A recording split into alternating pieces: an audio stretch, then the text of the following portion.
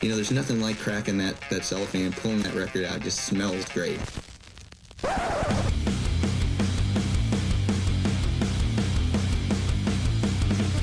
Welcome to BODS Mayhem Hour. Non-stop hardcore energy. I love the show, guys. You're awesome. Unlike any other. With your host, John the Bod, a.k.a. the Bod Father. Man, this stuff rocks. Hey, it's Trip from Gears. And Jimmy from Gears. And you're listening to BODS Mayhem Hour. The views and opinions of the guests do not necessarily reflect the views and opinions of BODS Mayhem Hour, its staff, affiliates, or sponsors. Parental discretion is advised. Welcome to BODS Mayhem Hour. Hey everybody, welcome to BODS Mayhem Hour. I am your host, John the Bod, aka the Bod Father. And as always, I bring you guys and gals awesome interviews. But before I interview my guest for today, I just want you guys and gals to please go out and support BODS Mayhem Hour's YouTube page. Click subscribe and just click that notification bell because we got a lot of great interviews coming your way. And hands down, not knocking anybody out there, you want to be right here. This is the spot for the real questions and real answers, in-depth everything. So, want to welcome my guests to the podcast this evening, Sixx and Jimmy Wooten of Gears. They have released their new single video, Don't Want to Say Goodbye, and you guys can say the Spanish version, and go ahead for me. Nunca Me Digas Adiós.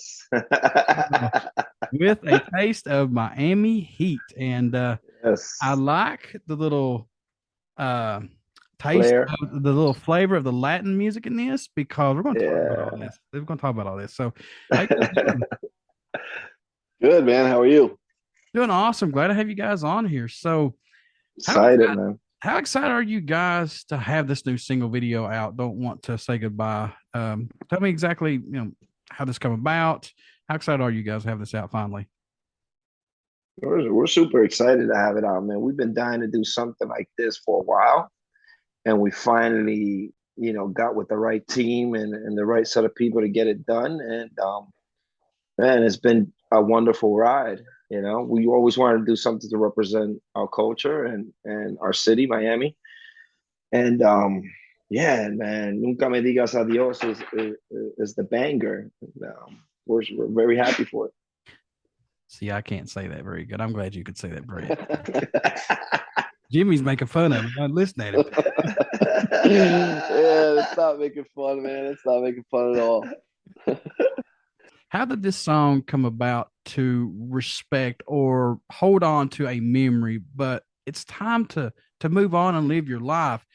So for some people, this is a difficult thing to do, to hold on to memories, and we hold that grudge and we just can't let go. How did this come about? You're looking at one of them. I'm that person to a T, man. My family and my wife, she always laughs. It's like, man, when Jimmy turns a corner on something, forget it. There's no going back. So it's a little bit cathartic to be involved, with a song that kind of addresses that and hopefully inspires to be able to do something that I struggle with. How difficult was it to write this on paper, to see this come alive, and for you was this a stepping forward for you to let go and to finally have some release with this? Absolutely, man. It was a release. We write our emotions on paper, as an artist, and we tend to, as far as Jimmy and I, we tend to put everything out there as an artist should, just see it all. And it's sort of what it's nerve-wracking at the same time because you never know the feedback that you're gonna get back, or what a pussy, or this and that. Can I say pussy? Yep. I just did. And it's just crazy. It's actually therapeutic, to be quite honest with you, man. So to have this single like really tug those strings in our hearts the way it does, it is how can I put it? It's more of a release for us than anything. Thank God for music, man. Whatever Yeah, your man. wish is, to let your anger out and let it speak for you. hey, Absolutely. whatever. And thank God there's music, because there's so many songs that have so different meanings. When you guys put out, many bands put out, somebody else takes it and turns it into their own anthem, and it's their Absolutely. It saves their life. Yeah, man. Yeah, you don't know how many people. That's kind of like what it's all about. Yeah. Right. Yeah. Yeah. There's been a lot of people that have come up to us, and especially for this latest single, that have been like, man, you guys just struck a nerve with us, and just it made me think about a couple things. And, that's just a continuous thing with the music that we put out, and we're pretty happy about it, that we're able to at least provide some type of release. But it's a little bit scary too, of how many people feel this way and don't have a way to release this type of anger or this type of angst. So it's pretty cool. And look at the pandemic. Look what we all went through. Normal people that got stuck in the house, couldn't come out, and now they're a shell of themselves. They're not the same. It's like, damn. Here's my friend that 2 years ago we was hanging out and playing music and going to shows, and now he's not the same person. Yeah, that's quite a bit of people that's happened to. And it's a shame, because a lot of people don't know how to deal with themselves and be by themselves. You know what I mean? And this pandemic, if anything, has revealed that in everybody. You deal with your family members that you don't barely see because you work so much. And finally get to see and know every little nook and turn that they go through and do. And it's like, oh shit, I live with this person. To some it was like, this is great, but a lot of people that I know, man, it turned the corner and it flipped them upside down. I work 1 week in my office and I work 1 week at home. So that's a balance. It's good. But yes, there's some days I just want to stay at home and just cover up and be done with it. That's just me. I'm with you, man. I like working from home if I could do it all the time. You know what I mean? Fortunately, I can't. But I love working from home, to be honest with you. I love people and all, but I like my home better. Yeah. Yeah. Your sanctuary, I work, man. Yeah, and I'm the same way. Most of the stuff I do is like right here, right behind me. So it's like I kind of have to like force myself to go out sometimes. It's like lucky for, there's always grocery stores, trips that need to happen, and dog food and this stuff. But yeah, I mean, other than that, I hadn't gone out to like a show or anything until just recently. I had some friends in town back in, I guess, June or May.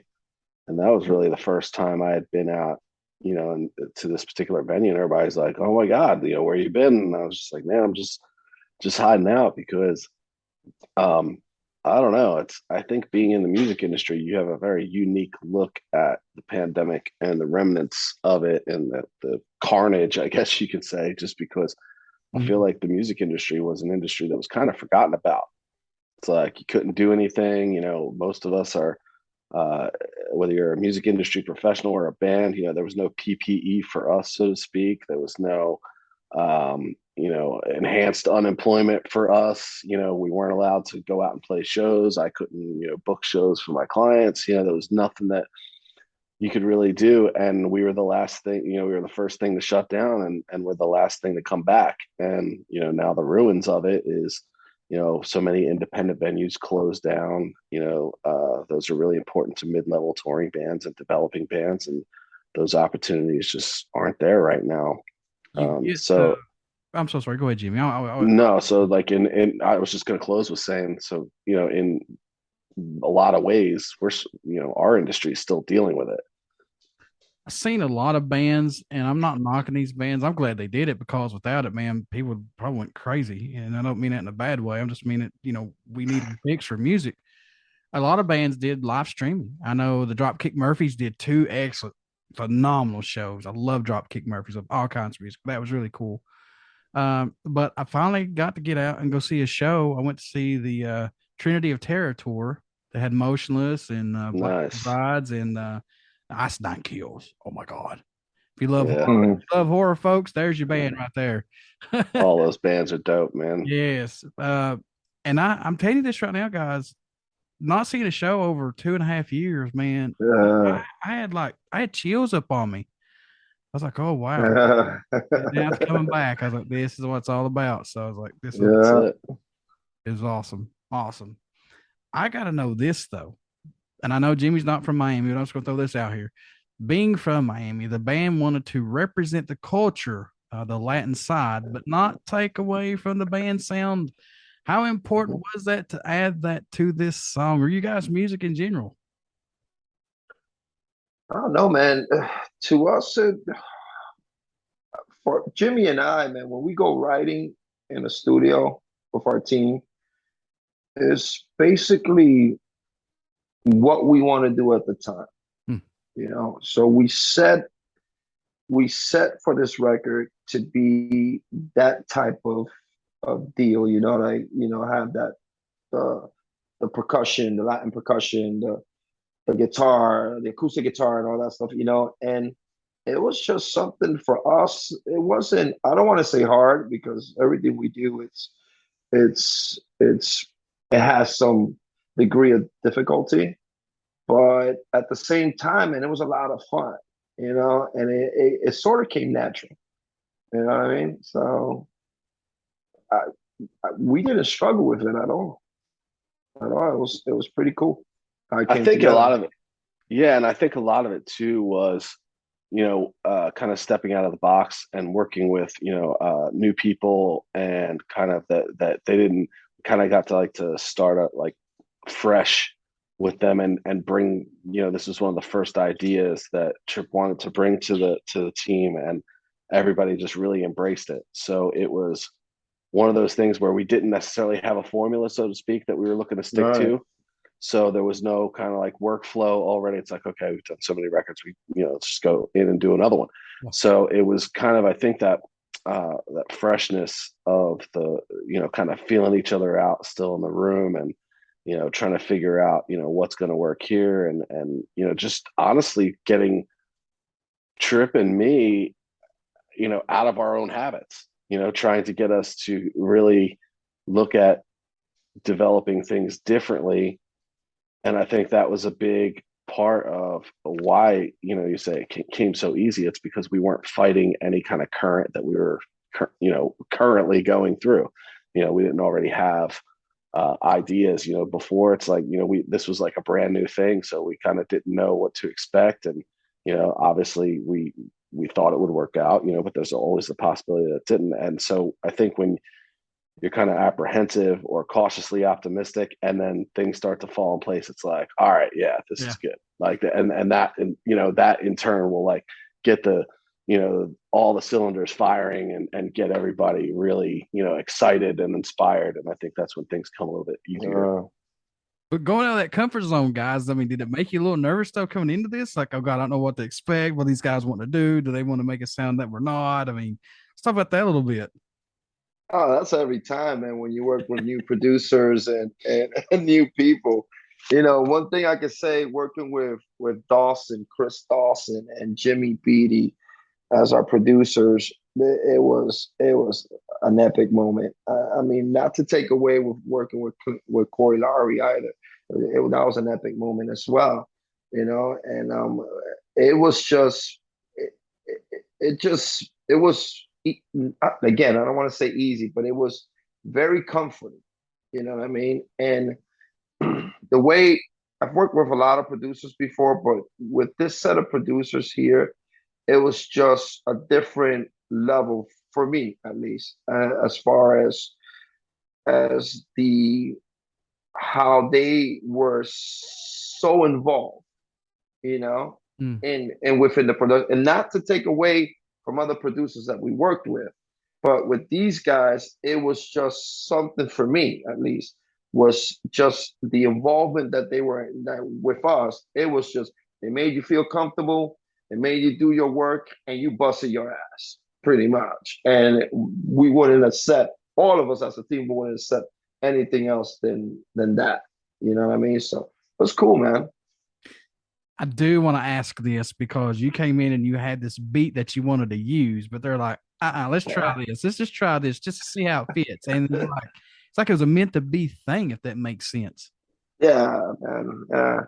Well, we wanted to use. I wanted to incorporate like the reggaeton beat, and it's way slower. It's extremely slower. Oh yeah. But when they presented to me, it was just a little bit faster and it was cool. And it was like, all right, cool. So what are we gonna do here, fellas? And we were all on a standstill. We were like, well, let's go ahead and flip it, man. Let's put a little bit of Spanish Stank into on it. Yeah, put some Spanish into it. Yeah. And it came down to our social media manager, Routt. We were all in the kitchen at the time, and we said we're throwing ideas, and Nunca Me Digas, and then he just came out and was like, man, let's do it like these. That's his accent.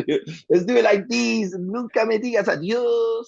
And I'm like, yo, that's the hook right there, dude. So and that's it, man. It was born from there. It goes to tell that it just, as a team, it's not just I or Jimmy or B, or it's a team thing, you know what I mean? And we're happy for the team. I'm happy. I'm super stoked with the team that we have, man.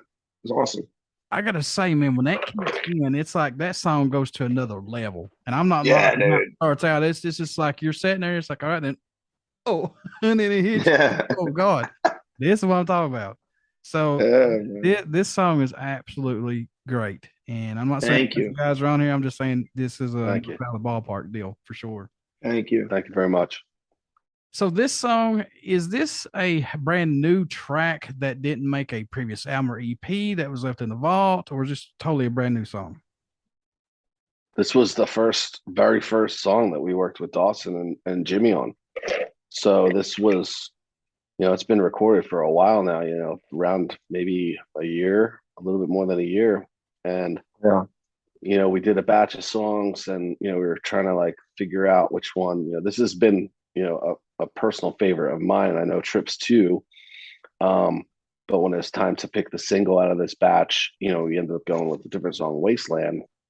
And it was kind of like, that was like a good reintroduction for the band to like the radio markets and stuff like that, because we hadn't taken anything to radio in years. And it was just, it seemed like the not safer choice, but the more like the more competitive choice. So Wasteland did really well and really opened up a lot of doors for us. And, we have other releases planned for this year. So it was like, we kind of had like a lull. It's like, now was, if we were going to release this one, this was the time to do it. And I know that we both Trip, this is a 100%. I've been saying this, since we've been doing all the press on it. It's like, this one's for us. So, if you like it, great. But if not, we're not losing anything, because we wanted to get this one out there. So, but then the response has been, it's like, I wasn't expecting it to go over the way it has. I wasn't expecting it to show up on Octane, and I wasn't expecting it to show up on terrestrial radio. And like, everybody seems to be really curious about it, and really, the words refreshing, come from everybody, and it's like, so, okay, all right. So maybe that, like, feeling that Tripp and I had in our gut, about the song from the beginning is right. I dig this song. You guys did a great job on it, and thank you.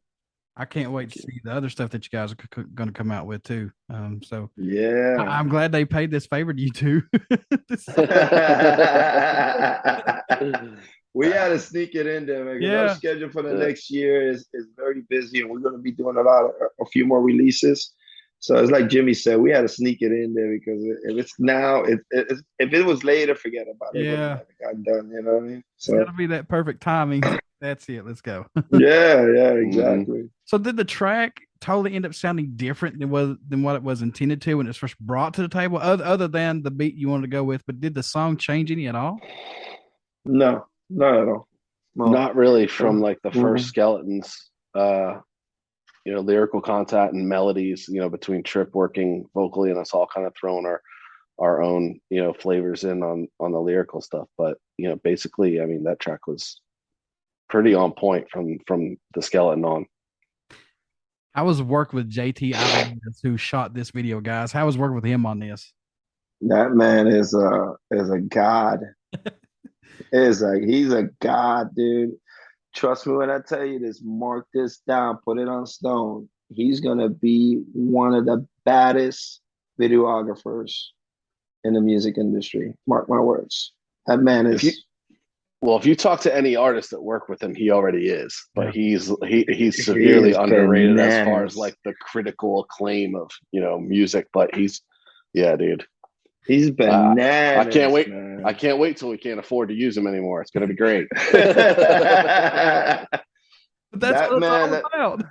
Yeah, man. That man, we get together and he knows how to pick your brain and put it all on film and give you that visual. You know what I mean? Because it's hard to work with somebody that just you can't like explain it any further. Then you'd be like kind of disappointed. But shit, man, he didn't get my idea. He sort of kind of got my idea. Yeah. You just got to go with it because of the time constraints or whatever. Nah, not JT, man. We start planning and we'll start talking, him and I, and we just go ham, man. And it's just, God damn it, man. It's so cool. It's so cool to work with that dude. It really is. Has the pandemic helped the band to take more time to be more creative on writing these upcoming songs and everything, guys? Or did you guys? I think so. Okay. I think so. I do. I think so. I think if we didn't do this, we would have been either on the road or this band would have been just gone nowhere. You know what I mean? Because, it was just a lot, at the time. But it did hurt us because we're not on the road and we're not touring. But at the same time, we just put out a lot of music. And it just got into those creative juices once again, like the old school days, that you go and get music in and share with your buddies and create. And it just got back to that for me, at least. And it was, I think it's been great, to be honest with you. Well, yeah. I mean, when the touring floor fell out, it was just like, we had a whole EP's worth of stuff done. And, we were going to try and do a couple singles and release the EP. And then that kind of just made us slow down and take our time and, give the previous songs their due time, okay, instead of releasing every 4 or 6 weeks, let's space it out a little bit, to try and keep producing content at a more, a higher frequency. But at the same time, while that's all going through its cycle, we're always working on the next thing. So it's gave us, some more time to really hone and concentrate on that. And, like I said, try to look at if you're looking for a silver lining, there it is. Yeah, and I hate to say this, and I say this in my interviews a lot, and I don't mean to sound like a broken record or anything, but the truth is the truth. Bands had to stay relevant that were not bands, because during the pandemic, man, if you were a big national touring band, you really had nothing to worry about. But if you were a lower tier band, and I love lower tier bands, don't get me wrong, I love them because you could feel that passion when they talk. It's like they had to fight even during the pandemic to put because look, just like you guys said, if you didn't do anything during the pandemic, A, the band would broke up, or B, they'd be on the road, or I'm going to throw out C, putting out singles like everybody else did. But it's so saturated right now that it's hard for bands to even get their head out, and you have to have a good PR and good backing people everywhere, not just one band, for everybody. I feel like it's very tougher now after coming out of this pandemic for everybody, except for big national touring bands. I agree. I mean, that's what happened with Wasteland. Exactly. It's like, we joke around. I always say if I was going to name this band now, it would have been Murphy's Law, even though there already was a hardcore band named Murphy's Law. Yeah. But it's like, we finally pick a song and get a song that we're confident with to go to radio. And it's like, oh, Guns N' Roses doesn't release one single, they release 2, like within a week or 2 of us. Oh, Judas Priest hasn't put anything new out in 35 years. Here you go. Here's some more Judas. It was like the traffic coming out of the pandemic was really, really thick. So, for Wasteland to have done what it did amongst all those big, heavy hitters, that's kind of when Trip and I said, everybody. All right. Yeah, we got something here. Oh, Bullet for My Valentine released. Nina Strauss came out with the track with Draymond right around the same time. it was like there was a lot of competition out there, and that goes out to our radio team just crushing it for us, and that song just did so much for us that other people that were releasing that should have been like surefire ads to the media base charts weren't. So I mean, that's kind of when I knew, all right, we got something going on. We're in a good trajectory here.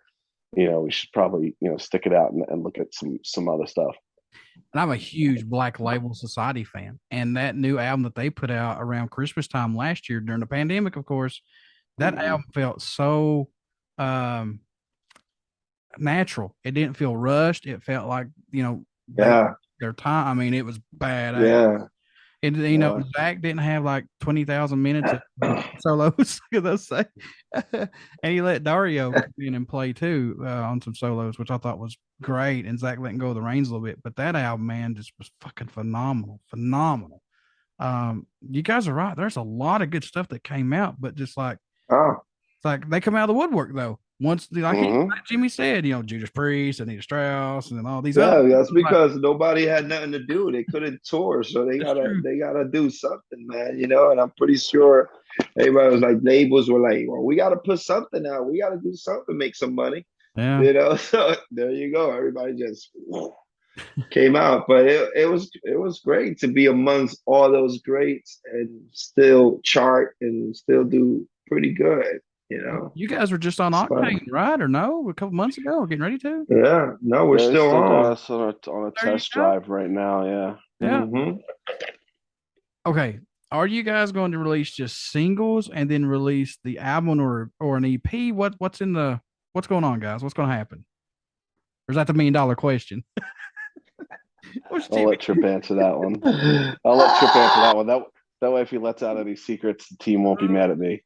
We're just releasing singles, man. We're releasing singles. There's no talks of doing a whole full-length album yet, but we just want to release singles. I think when you release a full-length album, Jimmy and I we think that it's just people just they choose one and that's it, and there goes like $20,000 worth of production into the ether somewhere. You know what I mean? So singles, they keep them going. We keep them going. We keep them consistent, and we get to talk to you more often. You know what I mean? So, Jimmy deferred. He's like, I'm gonna let Trick handle this. I ain't gonna get to blame this time.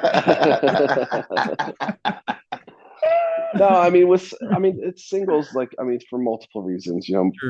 Music is unfortunately just been kind of tossed aside and not really considered a commodity anymore among fans, because this generation now has had free music if all their lives. It wasn't like when I was younger and would be at the record store waiting for on Tuesday morning waiting for them to open up to get the new releases. Yes, sir. So I think that's good. I think a lot of younger or more developing bands, until you have the fan base that people are going to go download the whole record and consume it. Like when Tool puts out a record, like I download it and I won't listen to it until I can listen to the whole thing from the beginning to end. I don't think that there's a lot of people outside of the musician community that do that. It's very much a microwave society. They want it right then and there. Oh yeah. And I don't know that anybody, even Gears. It's like we have a great core fan base and stuff like that, but I think it would be premature for us to release a whole record, because if we did that, then we're got to go right back in and start getting new material done, which is for an indie band like us, man, we don't have unlimited resources, so we have to use those resources smart. And hopefully that's where the singles market kind of helps us in a way, because since that's what everybody's expecting.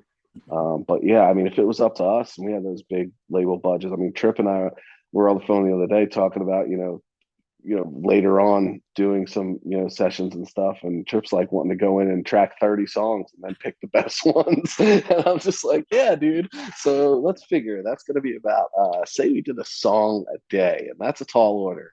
Okay, that's a month that we're just in the studio doing nothing. So maybe It's like I love the tenacity, but let's come on back down to planet Earth here. I just want to go into the studio and work every day with my friends, making music, get music. It's like instead of going 9 to 5 to build pools or like what I do and do your day job or whatever, go into a studio, make music with our friends, even if it never sees the light ever. But we just producing music and making music and making music. But at the same time, we have to be realistic. It's got to pay the bills also back home. You're not young puppies, that live under mom and dad's roof that could afford it to do some type of thing. So, it's coming. It's coming though. Go big or go home. Go big or exactly. Go home. That's it. I agree.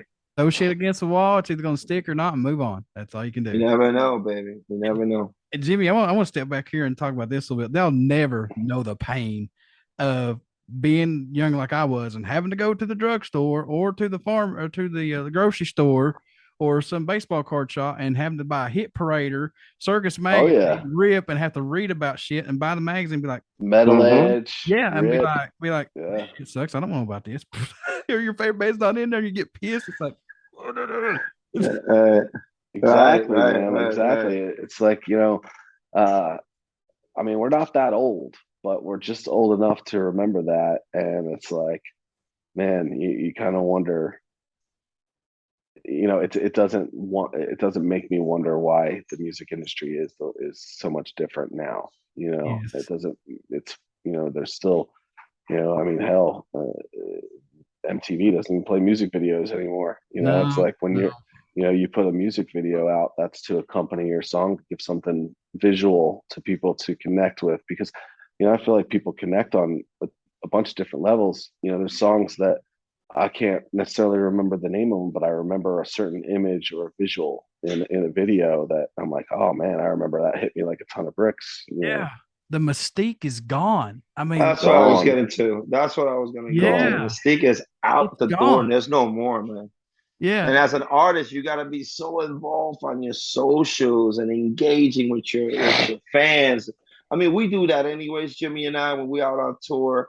Every person that we've met, every person that you see on our socials, we've met them, somewhere. I say 90% of the people that are numbers on our socials right now, we've met them either on tour, or merch booth, or through a chat, or somewhat. And Jimmy and I, we pride ourselves in like answering back to everybody and saying what's up to everybody. Because if you took time out of your busy day to say what's up to us or tell us, hey man, we love your music, shit, man, take the time to say what's up. You know what I mean? Or just a simple way. I don't have to go into politics with you and discuss anything, but acknowledge that you did that, dude. It's like, it's so powerful for us. You know what I mean? So, and that makes a person's day. You don't know what that person's going through. Them just saying hello to you guys, and you guys say, hey, what's up? And it's like, they fucking answered me. Hell yeah. Yeah, man. Yeah. It's like, absolutely. I don't have a ton of followers on YouTube. I got 830 subscribers, and I'm very, very, very thankful. I've worked my ass off for that. And every couple weeks, I always say thank you for subscribing and following me, because it means the world to me, because I'm doing what I get to love, and I'm hope that you love what I'm bringing you guys. If there's any suggestions, let me know, or any bands you want. I give it hell getting bands on here. I try. It's not from lack of trying. That's for damn sure. But I'm not giving up. I'm not giving up at all by any means. So if anybody thinks that, I love it. I love it. That is so cool. We talked about this just a little bit ago, guys, but how was working with producer Chris Dawson and co-producer Jimmy Beatty on this? I mean, did they get something out of you guys, and not knocking Corey or anybody else who's worked with you all, but did they pull something out of you guys that you guys didn't think was there? I'll let Jimmy answer that. It's and he says that just because I've like watched Trip, vocally and develop and he's kind of a chameleon, man. The guy can sing anything, and it's very cool to watch Dawson and kind of get him really focused. And watching him excel at things that like he didn't think he could do vocally. You know, and I'm not talking about like the crazy, you know, ridiculous high pitch or anything or like that. It's just watching, you know, him just kind of know Dawson as far as like just kind of know how to handle those sessions, and watching Trip excel and just knock the shit out of the park. That's what it's about. So that's, I will say, that was, again, it was a pleasant surprise. I wasn't expecting that on the first time. You know what I mean? Like first time we worked with Corey, you know, it was a learning process, you know, of yeah, absolutely.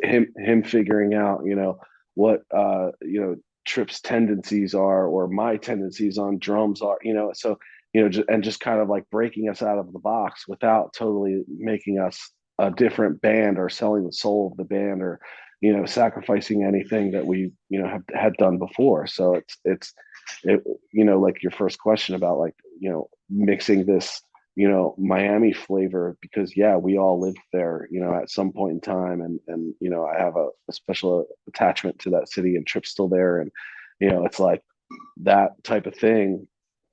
How do you do that without totally sacrificing the whole sound that we've been building and evolving? And you know, some stuff went in one direction, other stuff went in one direction. How do you do it without and still maintain like that?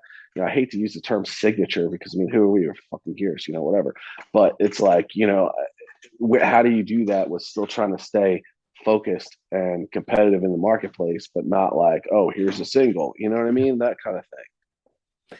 And like I said earlier, it's good to grow out of that box, because being stagnant, man, eventually you guys are gonna be like, God, that sucks. That sucks. Yeah, exactly. It's like, sucks. Oh, another song. Let's go to the bar.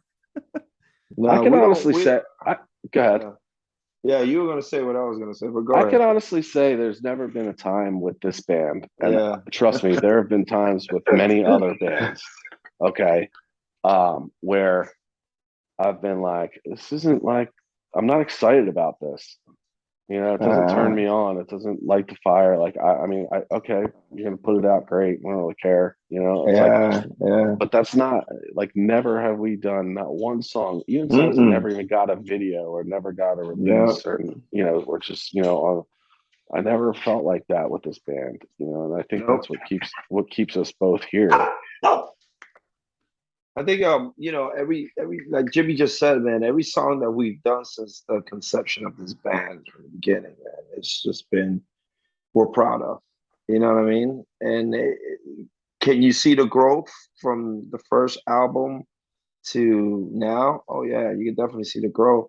But that's part of the journey. That's what makes it fun, right? Yeah. You know what I mean? So we look back 7 years and be like, all right, you know, the first EP that we done, and you know, and then we look at it now and we're like, holy shit. But I'm still proud of those songs. I still sing them, you know, at our concerts. You know, we still got songs from the first EP that we use for our concerts. You know, Seasons is one of our favorite songs that we've ever done. It's a ballad, you know, and it's so cool. And now that you see the growth, everything that we've done, you know, we've done stuff with LeJohn, we've done stuff with Corey Glover from Living Color, and we've done, you know, all these other stuff with different artists. You know, it's so cool to see all of that come together in the short time that we've been a band. Sure. So yeah, time is definitely not on our side, but we definitely don't take it for granted. That's for sure. I agree. You know, I think this band has done. I think this band has done stuff in 7 years that band to this date haven't still done. You know what I mean? And I'm not trying to prop myself up or whatever, but that's the fucking honest truth, you know? But do you go back and sometimes listen to those first, like, early years before the EP come out, and then the EP and cringe a little bit, go, God, what was we thinking? Oh, God. Honestly, not with us. man. Not with us. There's nothing. I think that, I mean, and I've actually, like, you know, thrown this around in my head. It's like there's like a couple songs that, you know, I wouldn't mind even to go in and rework and try and, you know, like, you know, just do them a little differently, not necessarily better or worse, or, you know, but there's definitely songs that are on our catalog that never really got a push that, I wouldn't mind, running past, the producers and seeing if, say we're going to do a full length at some point, taking seasons and re-recording it and, adding stuff. 'Cause we're always, I mean, I'm probably both the best and the worst for this, but it's like, I'm literally on tour every night playing certain songs, there's certain staple songs that have to be done. But I mean, fucking around with, different like approaches to rhythms, different kind of like versions. There's this one version of seasons that I have worked out in my head that might be cool to try, maybe re-record it like that. I mean, I don't know. There's a million different things. So, but yeah, it's, you never, I don't know, man. It's like, they always say is you never finish a song, you just kind of move on. Yeah. But here's another thing too, man. What about all these songs? Is there a song that you guys want to put in the set list that may have not been played before? Is there a couple of songs or maybe one song that you guys are both itching to put in that set list? Maybe finally. That's a good question, man. I mean, at this point, I got Trip thinking. Trip thinking. Look at him. I mean, at this point, if we got to play on stage together, I would do a set of B-52 covers and would be perfectly fine. Yeah.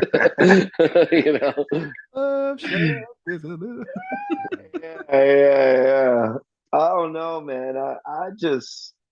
I love our whole. I don't know. Maybe I'm just loving Gears a little too much, and I'm just, whatever. But I like our fucking songs, man. I love every single one of them, because they all tell a story. Sure. If you know the backside of these songs, like we done shit with Clint Laurie, we done shit with Troy McLaurin. You know what I mean? And it's that epic little moment that we had with that person at the time in the studio, and it just brings back. And then when we perform them live, it's totally different from what you hear on the record. You know what I mean? It's a little bit more soulful. It's a little bit more, because when we put out on the record, it's like we write, we set melodies, and we record all at the same day. You know what I mean? There's no rehearsals. There's nothing. Like with Corey, it was like that. And with Dawson too, but it was like, everything, we'll get a snippet of what we're gonna do and have it, and then we'll go into the studio and hash it out within 3 or 4 days, and then we'll do three singles or 4 or 2, whatever came out of this session. And I kind of like it that way because it's the first thing that you put out. It's the first juice that you get, and the first juice is the best. You know what I mean?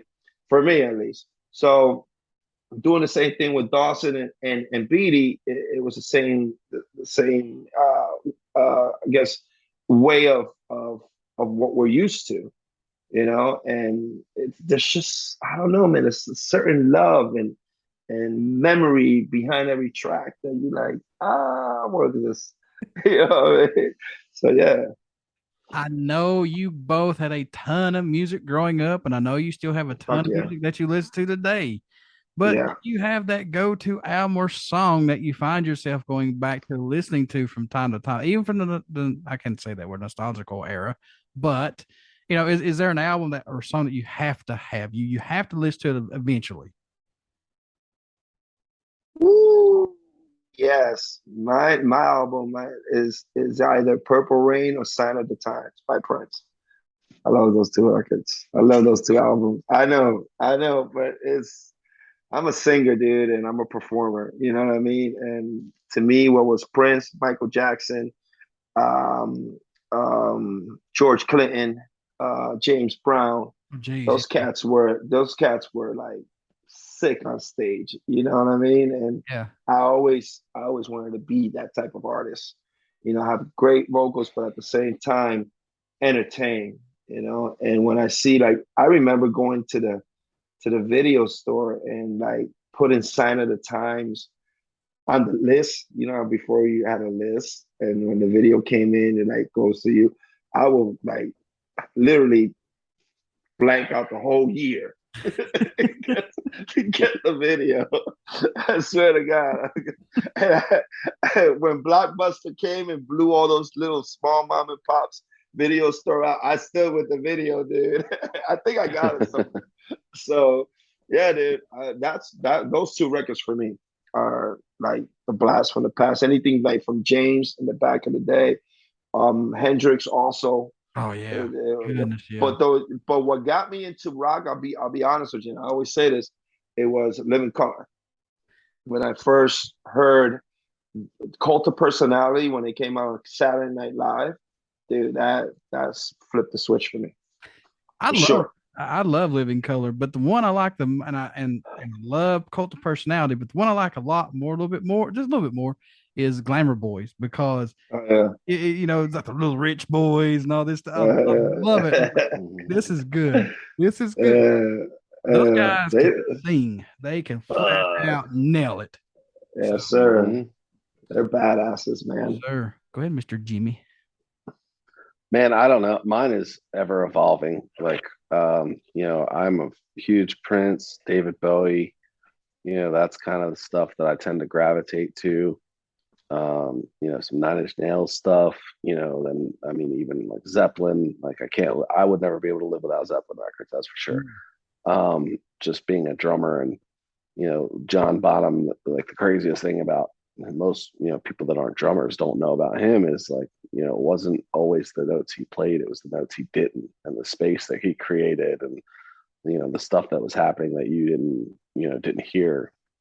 But lately my stuff has been like a lot of like hip hop, like Wu-Tang, 36 Chambers, a lot of Jay-Z, like The Blueprint was been really like kind of coming up a lot. But I'm so moody with music too. It's like right now I'm working on a couple, you know, things for clients that are rock related. So when I'm doing that, I try not to listen to too much rock, because I have a weird ear and I might get something, you know, that I heard, and you know, a couple days later wake up with this riff in my head and then go like actually like try and work it out with programming and stuff like that. And I'm like, wait a second, this is a song that is out right now on Octane and I heard it 2 days ago. You know what I mean? So so right now I'm really in kind of a hip hop form of you know, when I'm trying to relax to music, like that's what I'm going to listen to. I actually gave what was that? The second one, Life and Times, Jay-Z, Life and Times of Sean Carter or whatever, that record, a spin the other day, and while I was driving. I tell you what, I'm going to go on record and say this. I do like rap. I do like all kinds of stuff. But for my guilty pleasures, I'll go back and listen to Dr. Dre, The Chronic, the very first one, not the second one, but the first one. Oh, yeah. Chronic, dude. That's a great album, man. Damn right. And then I listen to Eazy-E. I love Eazy. NWA. Love NWA, man. Oh, yes. my God. I love that old school talk shit. I mean, I love all that. This new stuff is like so damn water. Not even. Yeah, I agree with you, man. It's like bring back those Slick Rick days and Slick Rick the Ruler. Yeah, dude. So Cool in the Gang. They just like it was listen, man. Back in the day, it was hard. You couldn't what they say bite. You couldn't copy anybody's cadences. You know what I mean? Mm-hmm. Anybody's style. You do that, man. You'd be like murdered. You know, as far as on an album, and literally they might fuck you up on the streets too. But it like that's what made hip hop really, really cool back then, and everybody created a style. You know what I mean? So it's like you got from the Cool Hertz days, which started all the hip hop. You know, Boogie Down Productions. You know that KRS-One. Holy shit! Oh yeah. You know what I mean? Yeah. He's so lyrical. You listen to the old school, and then you got Slick Rick the Ruler. That he was just. Like, you know, it's just the way they deliver it was insane. And you couldn't copy it. No. And now everything sounds the same. That's why hip hop is on a decline. I really, really believe that hip hop is on a decline because it all sounds the same. And everybody got the same Amigos type of cadence, you know? And it's like, what the fuck is this shit, man? And there's no lyrical content. No. There's nothing. You know, back then you listen to a hip hop rap, you know, track, and it's like, oh man, he's talking about the Queens Bridge over here. Or he's talking about going to bed eating fucking Tang sandwiches over here. You know what I mean? And it was just, you could relate. Now it's just like, what the fuck is going on? You had all those. Well, songs. also, You had all those songs yeah, talking as far about like South Central LA. You got all them songs talking about like New York And stuff, man. Just like I was like, now this is the shit. This is good. right, and for kids like us, man. Yeah. Yeah, man. And for kids like us, you know, I grew up in New York City, you know, I was born and raised there, and I could relate, but I can imagine for people that grew up, let's say in the Midwest, that don't know about the city life and stuff like that, they could relate to these things and they can hear these things and be like, God damn, is it that rough in the ghetto? And yeah, it was that rough in the ghetto. Yeah. You know what I mean? You just didn't know about it, but now you know about it, you know? And it's like, and I think the audience just grew, you know, when it hit radio, everything just exploded, you know, and man, I gotta give it up for hip hop, old hip hop at least, old hip hop. I want to say this other band that I like too, Ghetto Boy. Oh yes, yes, my mind played trick on me. Oh my god! If you can't like the song, there's something wrong with you. I'll just say that. 100%. Go ahead, Jimmy. Go ahead and finish what you. No, what I was going to say too is I feel like, you know, again, with the direction of music's going in and the singles markets, and you know, I don't think that if, you know, there was radio singles, like you said, okay, the Dr. Dre, the Chronic record, you know, that one first came out, I was kind of at the, you know, at the end of, you know, the NWA falling out, whatever you want to call it there. And of course I wasn't there, so I don't know exactly what happened. You know, there's tons of like stories about it, but it's like that record is one of those ones. If you listen to it from beginning to end, there were like segue tracks that kind of did like skits and kind of like, you know, did a serious look into the lifestyle, and then it also did kind of like a comedic look into the lifestyle. You know, like on you know, Snoop Dogg, Doggy Style. You know, there was a bunch of those on there. So it's like, I don't know that if those records came out today, you know, and were pushed into a singles market, would they be, you know, strong like masterpieces, you know, that they are now, or at least considered that way? Of course they still would be. But you know, that's like you were saying with the singles market, it's like, you know, and the lyrical content, so much of it was intriguing to expand on Tripp's thought, you know, for people that didn't live in the ghetto. You know, it was intriguing to them. It captivated them to hear the stories that these rappers, you know, were talking about.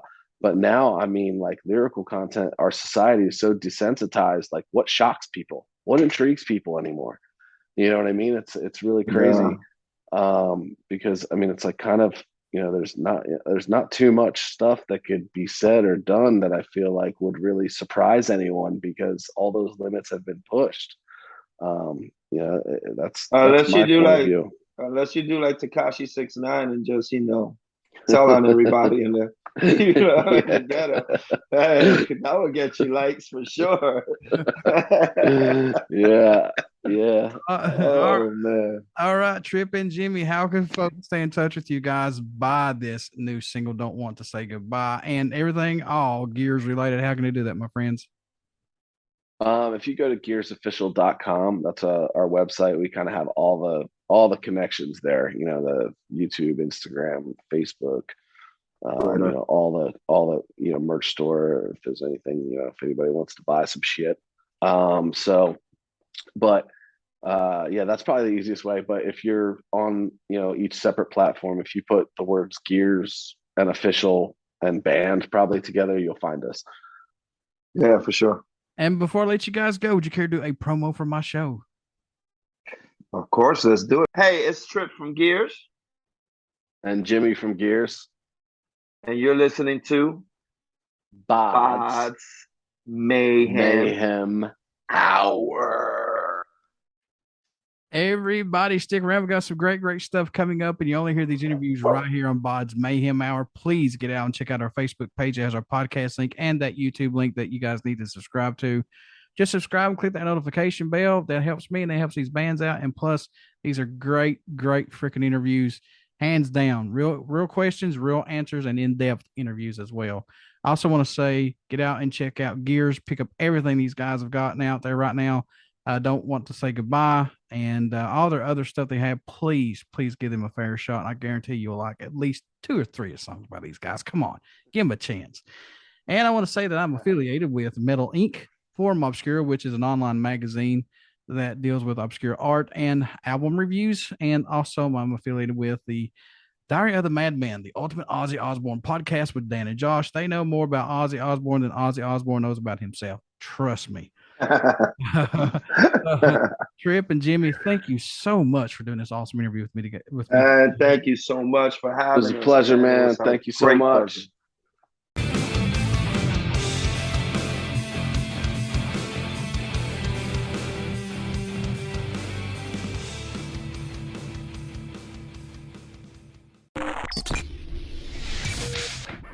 You're listening to BODS Mayhem Hour. Follow us on Facebook, Twitter, and Instagram.